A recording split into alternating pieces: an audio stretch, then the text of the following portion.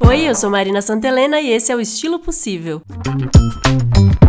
O programa já vai começar, mas antes eu queria te contar que eu tô super feliz porque tô aqui mais uma vez com a minha super parceira Insider Store. A Insider é uma marca incrível que traz roupas atemporais, funcionais e com diferenciais tecnológicos. Inclusive, tô usando minha peça favorita aqui mais uma vez. As peças da Insider, além de lindas, têm várias características que facilitam a nossa vida e ajudam na durabilidade dos produtos. E vocês sabem que pra mim, o tempo que a roupa dura é fundamental na hora de escolher o que vai entrar no meu guarda-roupa. A Insider traz várias inovações, tem peças com tecnologia anti-odor, regulação térmica, roupas feitas com fibras mais resistentes que vão durar muito mais no seu armário e ficar com cara de novas por muito mais tempo. Por exemplo, a Tech T-shirt da Insider é feita com modal, um tecido nobre que dura até 3 vezes mais do que camisetas convencionais de algodão, então não desbota e fica com cara de nova por um tempão.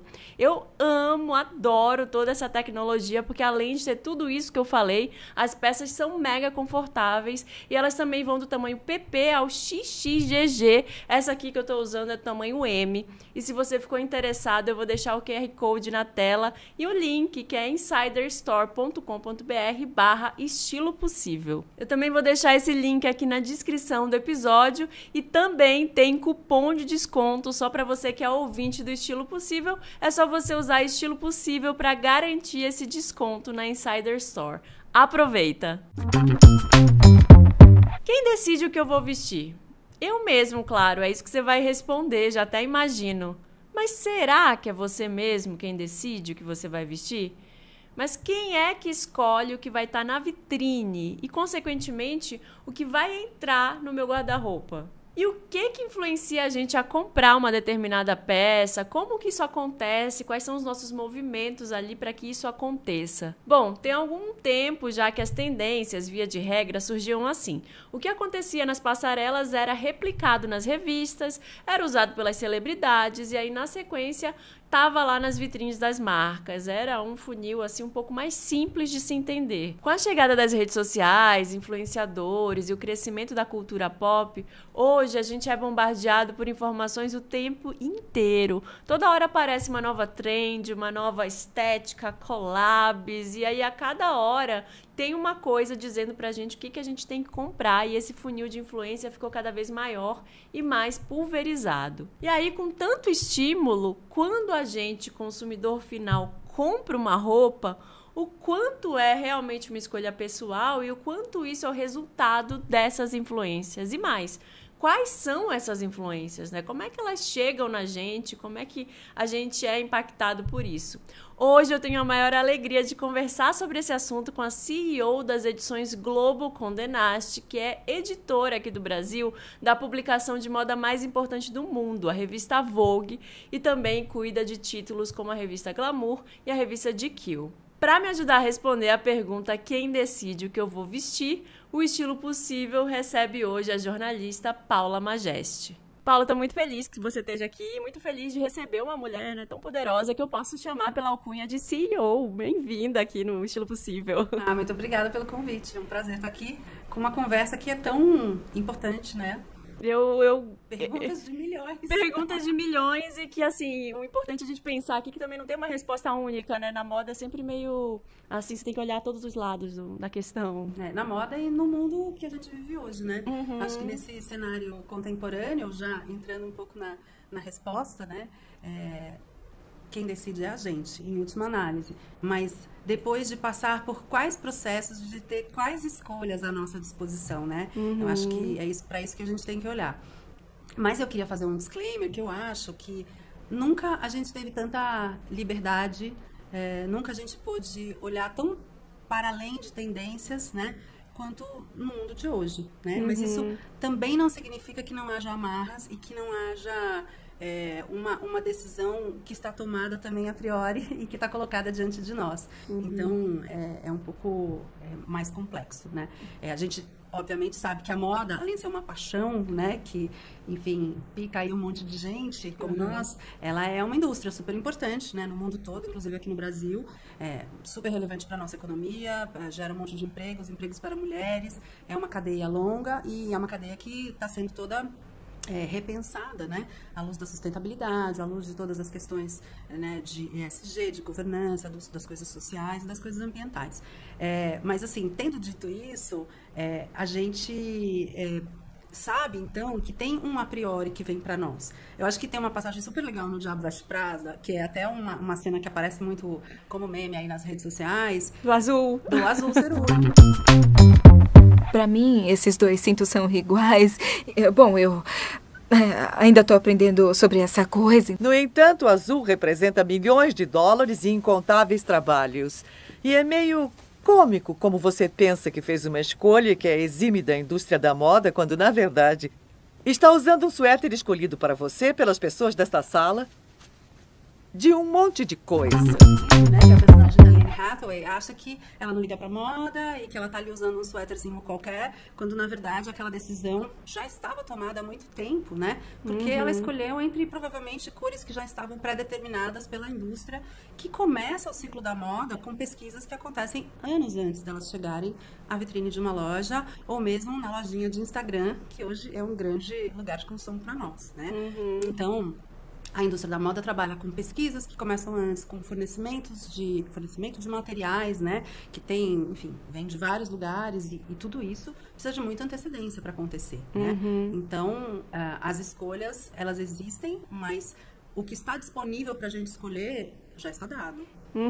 Entre um rol de coisas que já estão postas ali. Mas, Paula, voltando um pouco, né, vamos para a pergunta que eu faço aqui no começo para os convidados, no começo do programa, que é qual a sua relação com a moda? Você já tem aí mais de 30 anos de carreira no mercado editorial, você escolheu ir para essa área de moda. Como que foi isso? Como você tomou essa decisão? Pois eu comecei no Hard News, né? Nada a ver. Mas logo de cara, assim, poucos anos depois, eu fui entrando no mundo do que então a gente chamava de jornalismo feminino, né? Trabalhando Marie Claire, depois fui para Cláudia, enfim, várias publicações no jornalismo feminino, onde, obviamente, a relação com a moda é muito estreita.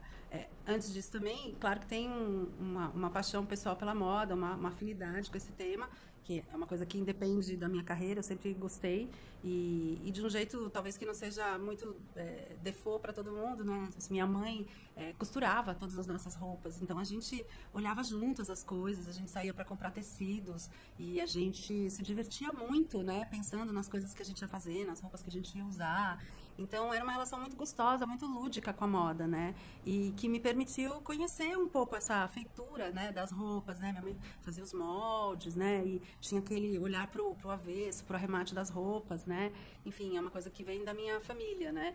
E aí, depois, claro, né? Entrando no mundo das revistas femininas, eu vou ficando cada vez mais próxima da moda, com um olhar mais profissional, né? Então, já faz um tempo, né? Aí eu diria que na moda mais de 20. E dessa época que você começou, eu acho que você faz parte da primeira geração que questionou a forma como eram colocadas, como eram impositivas as publicações de moda, né? Era assim, certo e errado, o must have, eram as coisas assim que a revista dizia muito. Como que você vê essas diferenças de quando você começou lá atrás para hoje, né? O que você acha que mudou, assim, os principais pontos? Eu sei que mudou muita coisa. Mudou tudo, né? Quase tudo. As revistas tinham uma relação muito imperativa, né? Muito hierarquizada com as mulheres. E aí as mulheres tinham uma relação que era também ambígua, um pouco de amor e ódio com as publicações. Era quase um prazer, assim, um guilty pleasure, né? Porque tinha um lado que era informativo e que era legal, era uma coisa feita pensando nas mulheres, mas também carregava, né? Enfim, muito dos estigmas de uma sociedade que ainda não estava enxergando a mulher como ela merecia, né, ser vista.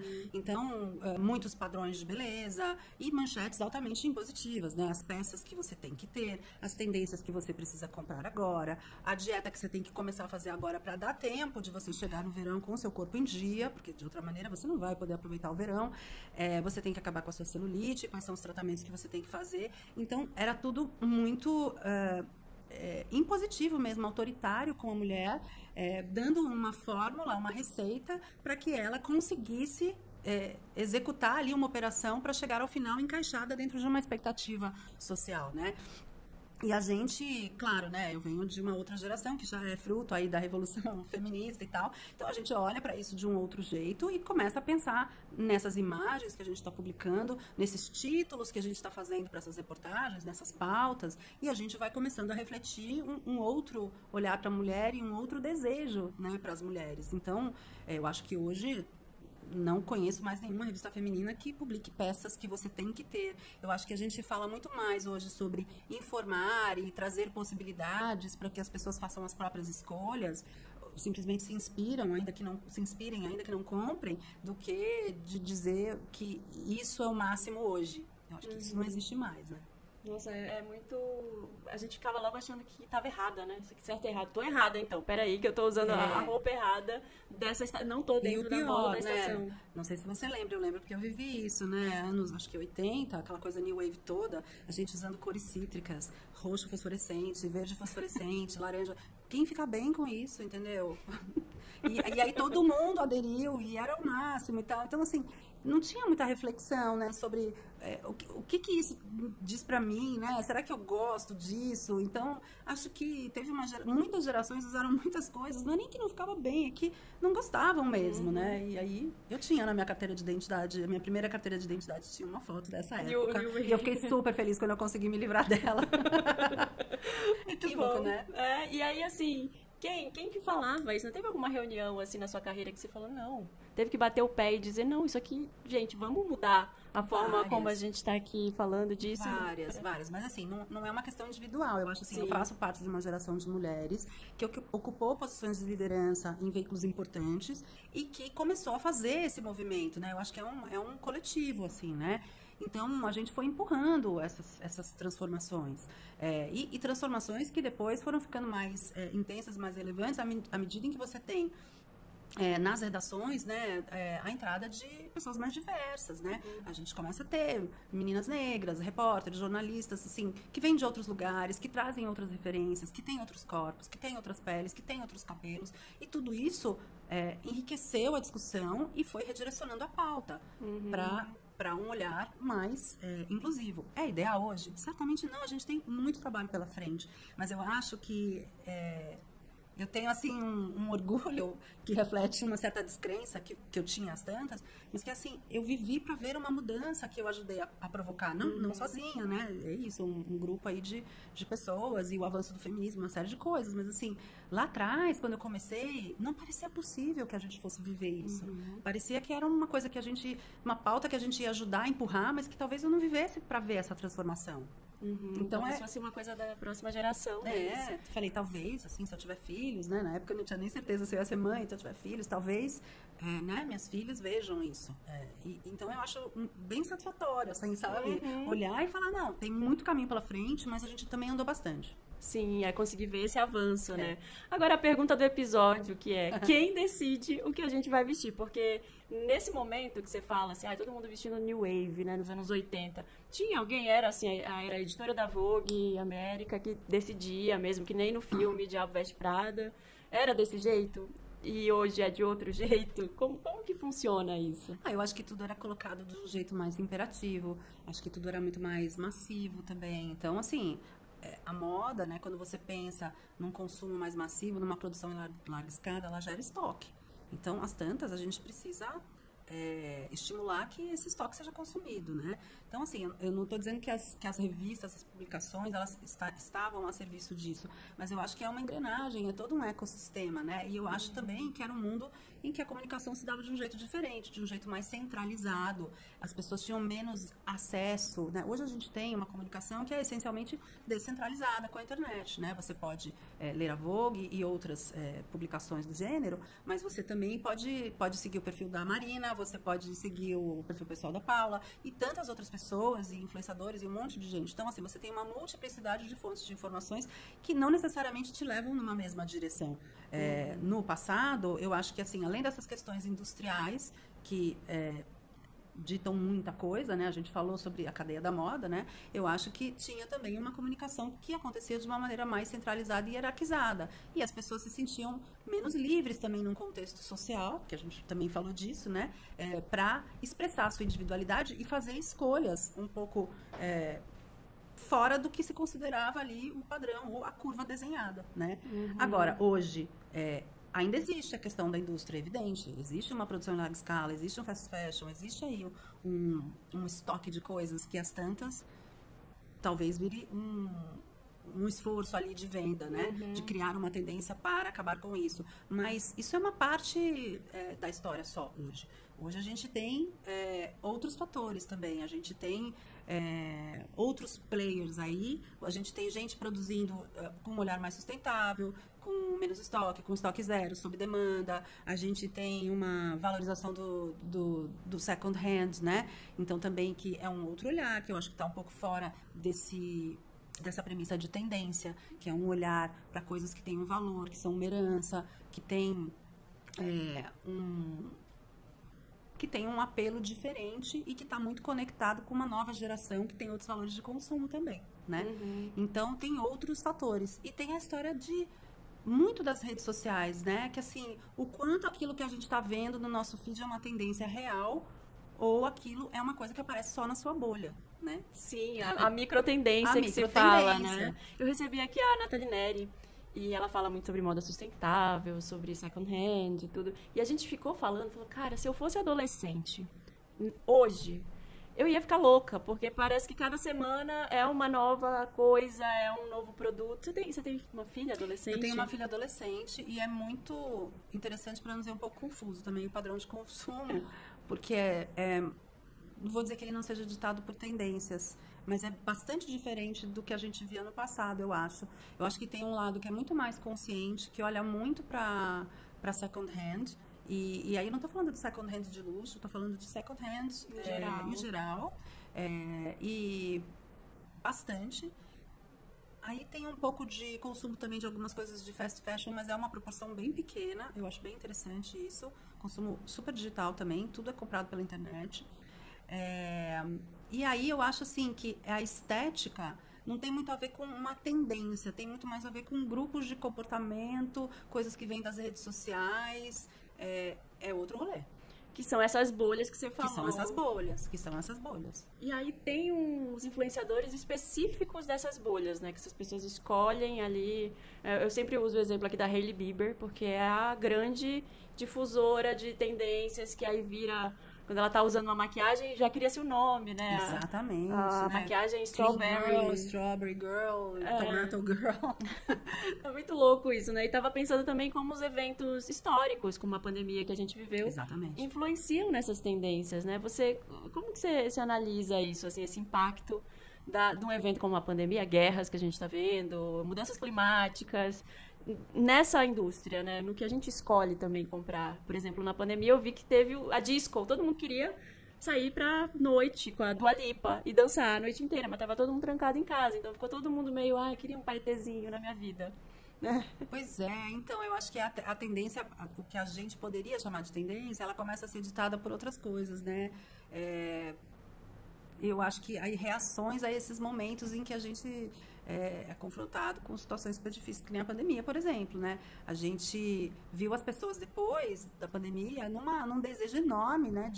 De sair para festas e de voltar para uma montação, de muita maquiagem, né? Que durante a pandemia rolou muito skincare, né? Porque as pessoas ficavam o tempo todo em video calls. Claro, tinha o batom, evidente, mas assim, depois voltou uma coisa forte da maquiagem, voltou a coisa forte do perfume, né? Então, tudo que estava um pouco em suspenso ou dormente ali no momento, voltou com muita força. Mas depois veio um momento de acomodação também, né?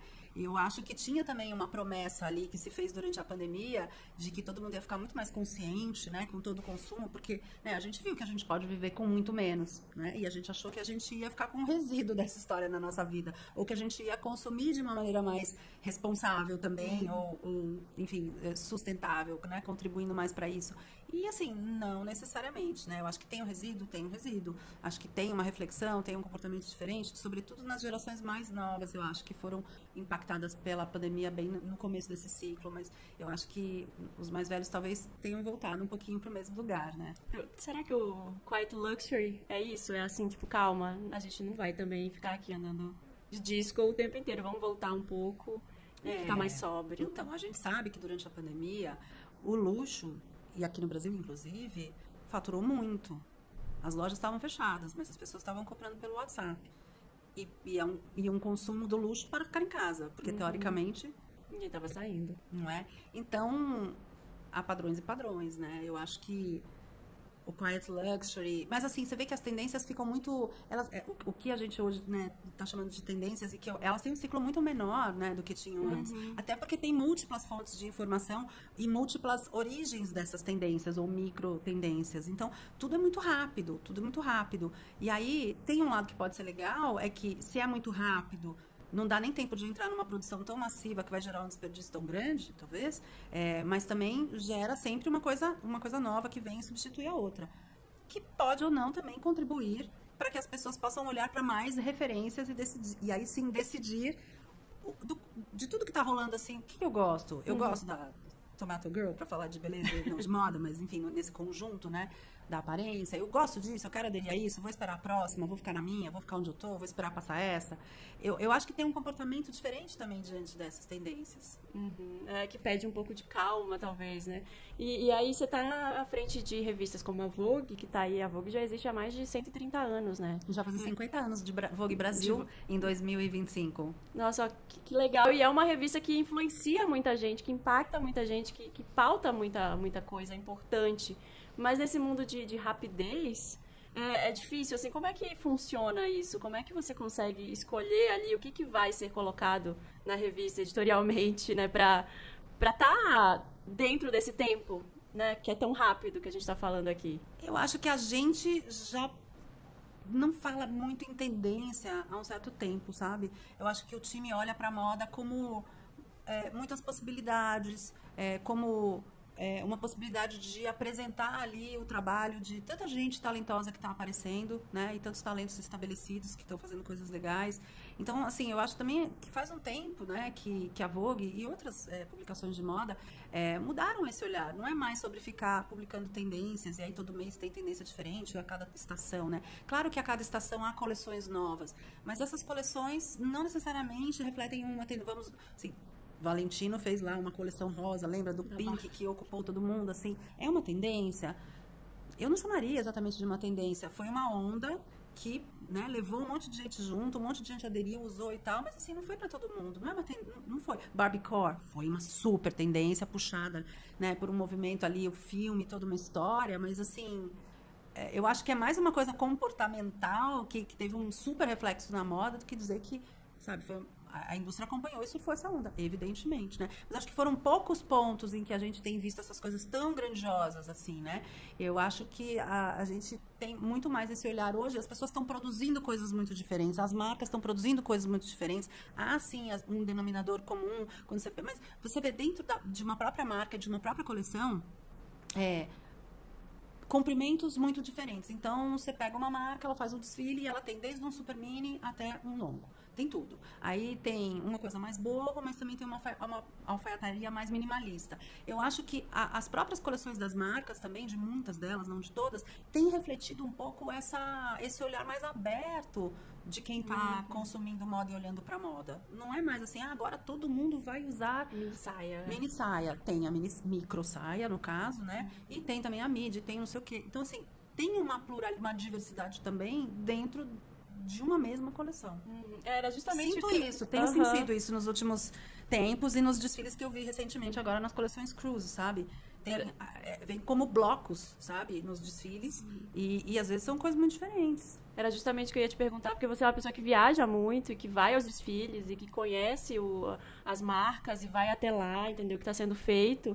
E ia perguntar justamente a sua percepção sobre isso, né? De onde as pessoas estão, os criadores de moda, os diretores criativos estão tirando suas ideias, né? Como eles estão decidindo o que eles vão colocar lá nas passarelas. Você acha que essa decisão ela é feita também com base nesse olhar múltiplo, nesse olhar de temos aqui consumidores que vão querer a micro saia, que vão querer a saia midi.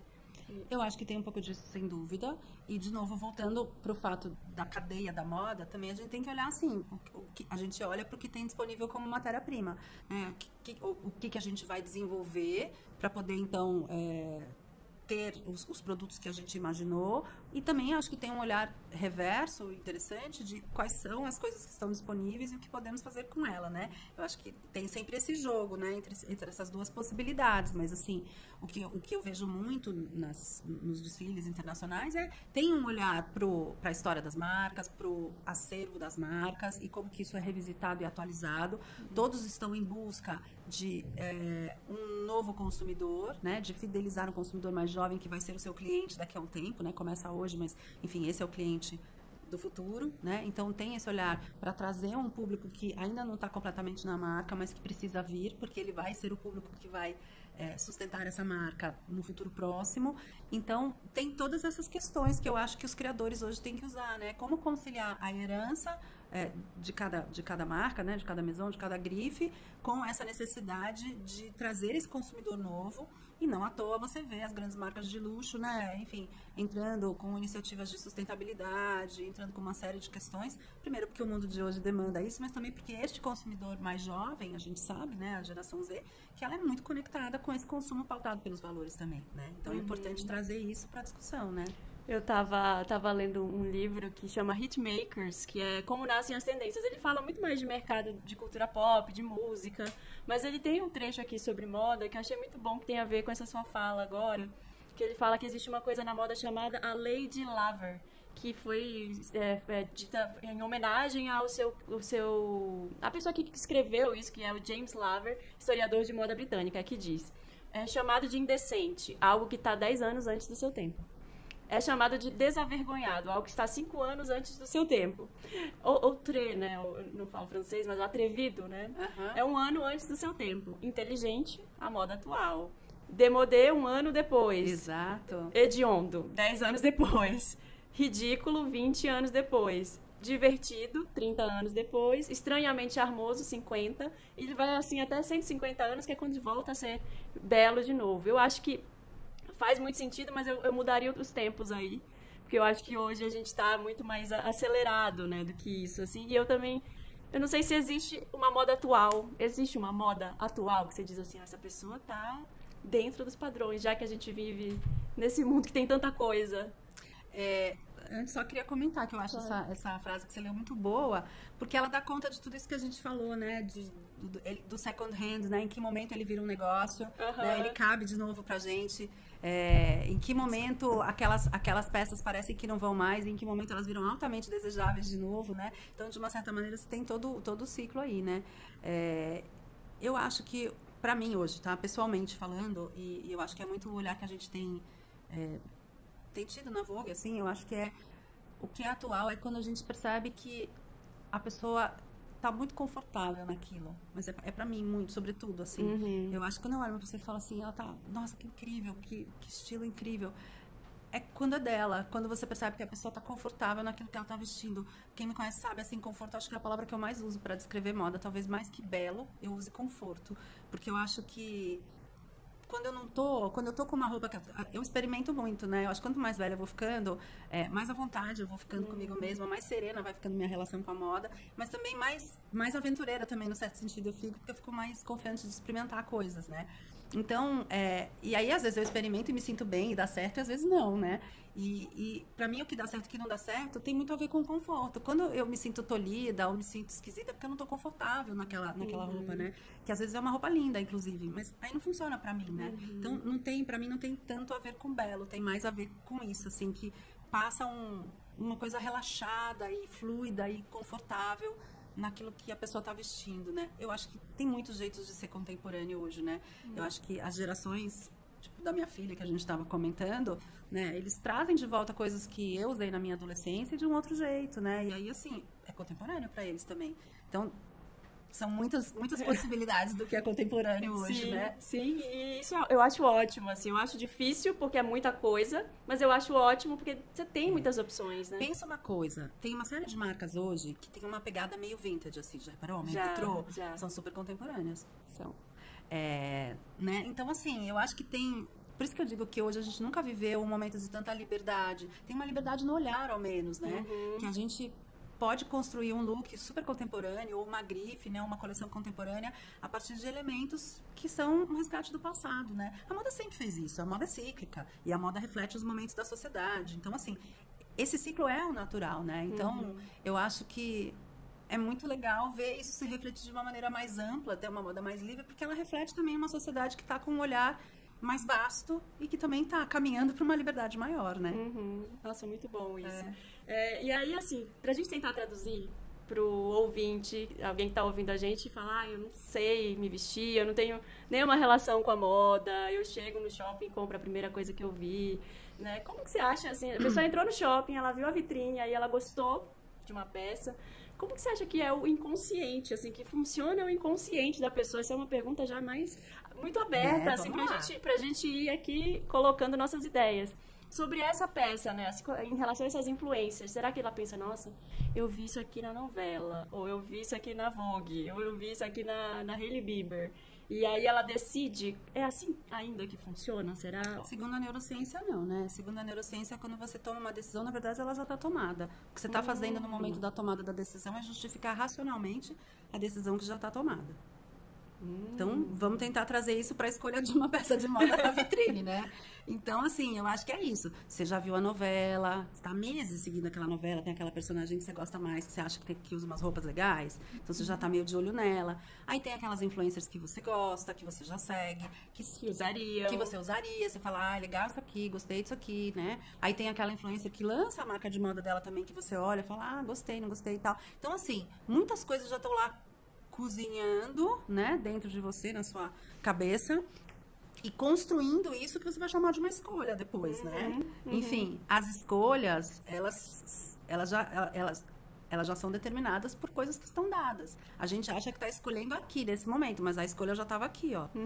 Né? Eu fico pensando muito, tem uma filha de 6 anos, aí eu fico pensando muito que quando eu vou conversar com ela, eu tenho que oferecer poucas opções, porque se eu oferecer 7 opções, sei lá, de frutas pra ela comer. Não, por favor, 3 no máximo. Então. Roupa também. Hoje vamos colocar essa até um certo ponto, porque depois você, obviamente, não vai influenciar nada mais, né?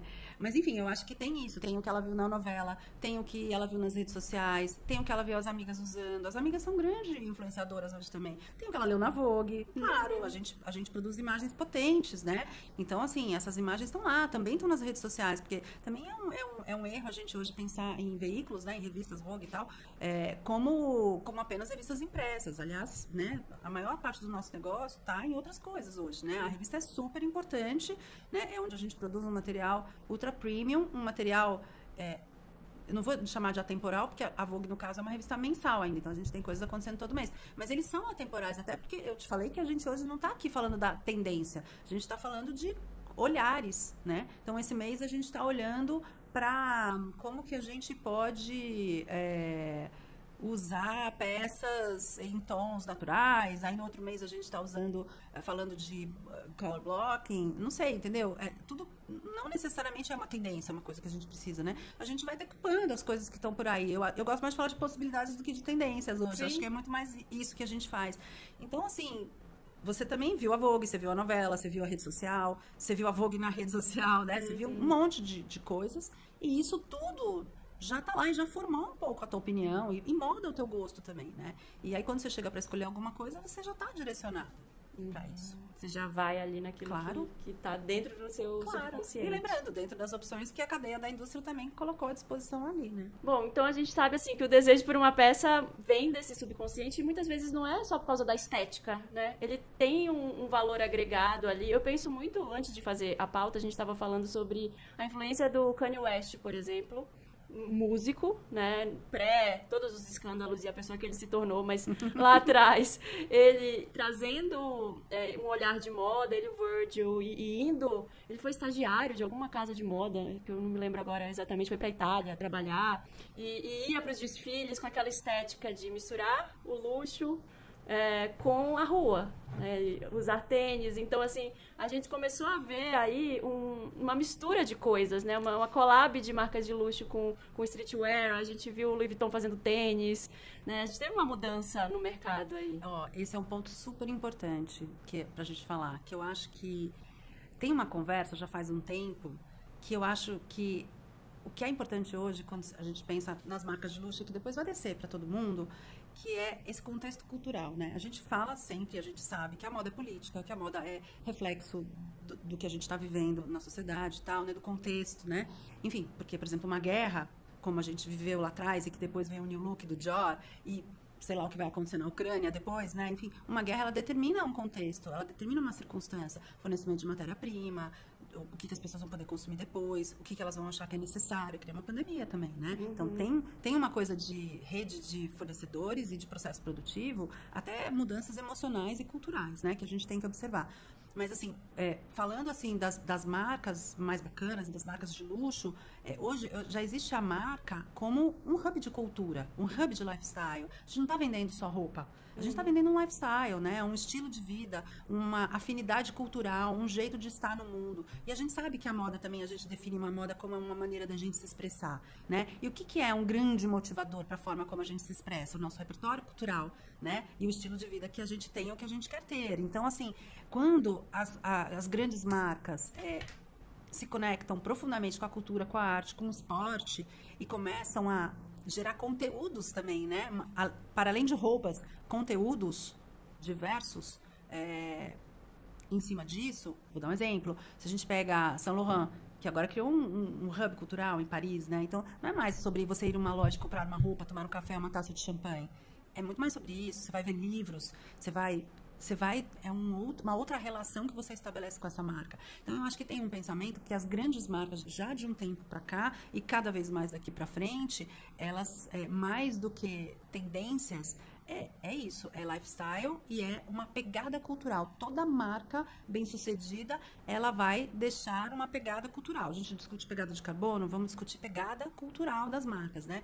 O que fica quando a gente olha para essa marca e o impacto que ela tem numa transformação cultural, numa transformação social. E aí não estou falando necessariamente só de transformações em periferias ou coisas, né? Isso também, mas acho que transformações de toda ordem com uma ótica cultural. Então, isso é muito interessante. Né? Porque essa marca, ela chega também em todos os lugares e chega o que ela representa, né? Quando a gente olha para Gucci, e aí tem uma essência ali, a Prada tem uma sua essência ali, a Schiaparelli que tem, a gente consegue enxergar tudo que ela traz em volta, né? Você vê as grandes marcas, né, todas se conectando com iniciativas culturais, Prada com sua Fondazione Prada, com iniciativas de sustentabilidade, né, que eles têm todo um trabalho, a história do Rebag, Renylon, toda essa coisa, Fundação Louis Vuitton também. Então, assim, existe uma conexão e uma busca dessa conexão cada vez mais estreita com o mundo da arte, com o mundo da cultura, e não só, né, outras marcas. E se a gente olhar aqui movimentos interessantes no Brasil, para trazer a conversa um pouco para cá e sair um pouco do luxo, mas, sei lá, eu acho que hoje tem uma coisa muito interessante, que é um movimento de resgate da alfaiataria e da roupa sob medida, para um número maior de pessoas. É acessível para todos? Não necessariamente, mas também é menos proibitivo do que já foi, né? Eu amo, por exemplo, as coisas da Dodge, né? E assim, é uma marca que está ressignificando a alfaiataria com uma perspectiva urbana, contemporânea, e o Juba vem do mundo do skate e do streetwear. Então, assim, é um encontro de mundos muito interessante, né? Que traz um olhar novo, não à toa ele colocou a tagline dele como alfaiataria não convencional, né? Sim. Enfim, então é muito legal, assim, porque eu, por exemplo, talvez não tivesse tanta curiosidade de fazer uma calça ou um costume sob medida numa coisa tão tradicional, né? Mas ali eu curto, porque tem uma bossa, tem uma coisa diferente, assim. Sim, né? E ele trabalha esses elementos culturais do rap, do skate, das ruas, ali, né? Ele tem uma identidade muito forte. A gente recebeu aqui também a Lela Brandão, que tem a loja aqui do lado, para falar sobre conforto. Porque as roupas, ela começou a marca justamente porque ela não achava roupas para o corpo dela. Aí, o conforto, que é uma palavra tão importante para mim. Sim. Né? Mas você vê que todos esses pontos de partida não estão na tendência, entendeu? Sim. Todos esses pontos de partida estão ou numa pegada cultural, né? E aí a cultura como arte, como esporte, como o que a gente quiser, ou então numa questão que é o conforto, né? Que é mais utilitária, talvez, mas assim, não é uma pegada da tendência. E isso é muito bacana, né? A gente vê várias histórias que é muito mais sobre o como do que sobre o que, né? O que no sentido de o comprimento específico, o corte específico. É claro que tem coisas que vêm com muita força, uma alfaiataria oversized, um comprimento X, mas ele não vem absoluto mais. Não é absoluto mais. Como eu te falei, você pode ter no mesmo desfile uma alfaiataria oversized e depois um momento bem sequinho. Tem uma coexistência das coisas, porque eu acho que também para os influenciadores, eu acho, né, e pra gente, como marca, né, que tá ali produzindo imagens de moda, é muito mais sobre como eu vou usar do que o que eu vou usar. Então, é isso, tem isso aqui, mas como que vai ser o styling disso, né? E, a gente vai misturar um pouco de um olhar, um perfume vintage. Que personalidade que a gente vai dar para isso?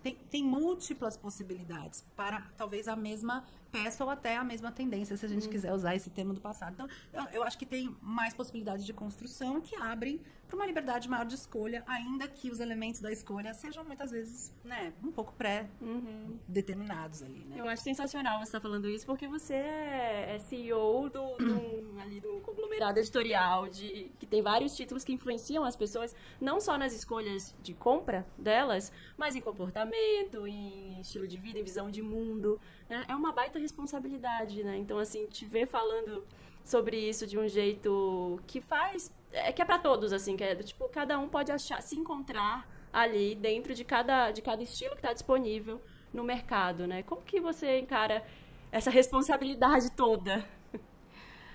Olha, eu acho que é um privilégio, assim, poder... Não é uma coisa, de novo, né? Não é uma ação individual minha. Eu acho que é uma coisa da minha geração, né? De pessoas que estão à frente de publicações e que tem esse olhar e tem essa cabeça, né? Eu não tô sozinha nisso, porque é uma coisa que o mercado vem junto. Tendo dito isso, é claro que a gente tá falando aqui de um recorte, né, Marina? Porque ainda tem pessoas que são super presas em tendências, ainda tem pessoas que se sentem muito prisioneiras de um certo padrão, de um certo compromisso, de um certo atender a uma expectativa que tá fora e não tá dentro, né? Então eu acho que com todas as nossas marcas, por exemplo, na Condé Nast, né? E aí, sobretudo Vogue, Glamour, e na Glamour a gente fala com uma mulher um pouco mais jovem, a gente tenta falar muito, né, sobre esse olhar que, essa coisa que parece um clichê isso, né, mas enfim, é muito importante essa discussão, né.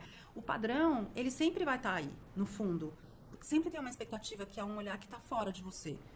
Mas o quanto você vai se dedicar a atender essa expectativa também é uma coisa que tá um pouco na sua mão. Não totalmente. Tem uma construção cultural, é claro. Mas também eu acho que hoje tem conversas, sabe, que são mais acolhedoras e que permitem que a gente formule melhor como a gente vai lidar com essas expectativas, né? E a gente tem tentado trazer muito essas conversas, primeiro sobre isso, porque depois isso também reflete as escolhas que a gente vai fazer no consumo da moda e de tudo mais, né? Então, é mais amplo do que a roupa. A roupa, de novo, vem como um reflexo de todas essas questões, né? Sim. Mas estamos indo agora caminhando para o final do programa, só resumindo, então, algumas coisas que a gente falou aqui, né? Só para a gente dar uma resposta para a nossa audiência aqui. De onde vêm esses movimentos que influenciam? Porque hoje, assim, a gente fala muito de redes sociais, de influenciadores, mas não tem só os influenciadores, né? Você pode escolher ali naquele universo de influenciadores celebridades, revistas, filmes, cantores. A gente viu aí a Beyoncé, né, falando de movimentos culturais. Ninguém esperava que ela fosse lançar um álbum de country. E isso impacta também. E a gente já vê as botas country que nunca saíram de moda, na verdade, né? Voltando. Aí você fala, é tendência. É uma coisa que está sendo resgatada. Nem todo mundo vai usar, mas ela ganhou ênfase de novo, né? Falou, gente, vamos lembrar disso aqui? Fivelão, né, aparecendo. Então, e você vê uma coisa que vem da cultura. Sim. Que aí já impacta todo mundo, né? Isso do disco que eu falei lá da época da pandemia, acho que pelo menos umas 5 artistas pop lançaram discos nessa temática. Miley Cyrus lançou na época também. Então, rola toda uma estética e produtos são lançados com base nessa estética, né? Então, isso também está posto lá, é colocado também no mercado. Movimentos do marketing também para promover ou não isso, né? Não, então vamos vender country agora. Vamos lá, faz a coleção country. Vamos vender chapéu de cowboy agora. Então o marketing também tem o seu papel, né? Claro. Isso. E aí as outras coisas, eu acho que assim, a gente muito entender o que influencia a gente negativamente também. Negativamente, que eu falo, quando a gente se sente pressionado a comprar ou a ser alguma coisa que nos deixa muito desconfortáveis só por uma pressão desse marketing ou de alguém que tá ali. Eu acho que é muito que já vai pro fazer o possível, que é um resumão já com alternativas aqui para as pessoas, que é ficar atento a esses movimentos para não deixar as pessoas escolherem por você. Por mais que você tenha um rol de opções ali, mas não deixa ele passar por cima da sua personalidade, né? Eu acho que é muito isso. E eu acho que a gente lembrar sempre que, por mais que a moda seja, né, uma indústria que tenha todo esse lado técnico e gera empregos e tudo mais, que é uma coisa super importante, que a gente não esqueça de que ela está a nosso serviço e não a gente a serviço dela, né? Eu acho que é essa a perspectiva. Quem está no comando, no certo sentido, sim, né? Sim. Pode parecer contraditório, né?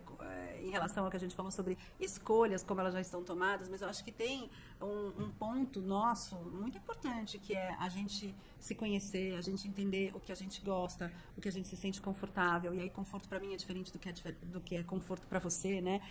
Como eu me sinto bonita, como eu quero me expressar no mundo, como eu quero me colocar. A moda pode ser divertida, a moda pode ser um statement mais sério, ela pode ser uma ajuda para você enfrentar uma situação, né? A gente vai para uma reunião e escolhe uma roupa X que vai representar uma imagem que a gente quer transmitir, que a gente quer projetar, né? Enfim, eu acho que todas essas coisas a gente tem que levar em consideração, mas eu acho que a chave é a gente, apesar de tudo que está colocado de antemão para nós, lembrar que tem aí uma parcela final, uma milha final ali da escolha, que é nossa, sim, né? E que quanto mais a gente se conhecer, se ouvir e entender aquilo que a gente quer expressar e que a gente quer sentir com a moda, né? Mais legal vai ser. E que hoje tem espaço para isso. Você pode ter vários estilos. Eu acho que, de fato, eu acredito que é um momento muito mais livre do que jamais foi. Sim, e eu acredito muito nisso, assim, quando eu fui fazer o mestrado, eu queria muito fazer uma pesquisa focada nessa, que foi, em certo sentido, esse o foco, mas que quanto mais você conhece os movimentos da moda, mais você domina as suas escolhas, mais você consegue dizer o sim ou não para alguma coisa. E que tem a ver com o que você gosta, com o que funciona, com o que você acha que funciona para você, não com o que o mundo acha que funciona para você. Porque a moda é cíclica, a gente está vendo isso o tempo todo, né? Claro que as coisas voltam com um twist, né? Voltam revisitadas, voltam com um outro como, né? Que é isso que a gente estava falando, mas tudo pode, né? Tudo pode. Tudo pode. Então vamos aproveitar. Vamos aproveitar. Paula, muito obrigada por estar aqui, obrigada por conversar aqui comigo e por falar isso para tanta gente, assim, que ouve o podcast. Obrigada pela conversa. Sempre bom, né? A gente falar de moda, comportamento. Sim, obrigada. Esse foi o Estilo Possível. Você me encontra lá, sou @santahelena nas redes sociais. Pode mandar DM comentando o episódio, escrever para estilopossível@gmail.com ou mandar mensagem em áudio via Telegram. É só buscar lá Estilo Possível e mandar o seu áudio que a gente comenta aqui na próxima edição. Esse podcast é feito por muita gente legal. Ele tem direção executiva do Murilo Lima, direção de conteúdo Renata Brito, captação de áudio e vídeo por Milena Leal, assistente de produção Elizabeth Rocha, edição PK Filmes e uma realização Volto Digital.